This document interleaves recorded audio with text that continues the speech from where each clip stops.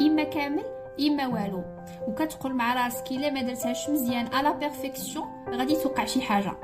خاصنا نعرفوا بان على مستوى اللاوعي الكمال هو عباره عن حمايه، وهنا الجهاز العصبي ديالي كيتعامل مع التقييم بحال شي خطر وكيخليك توقف او تحبس قبل اصلا ما تبدا او تبان. وفي هذه الحاله خاصنا نحولوا المعيار ديال ديتر على بيرفيكسيون لا ديتر بارفي ديتر اون اكسيون ديتر اون اميليوراسيون. واللي خصني نعرف بان اهم حاجه خاصني نتقدم ولو بخطوه. وإلا انت او انت كتقلبوا على الكماليه حاول تخدم على نسخه 70% وعلم العقل ديالك والجسم ديالك يعرف بان ما طرا والو، او بالاحرى ما طرا حتى شي خطر.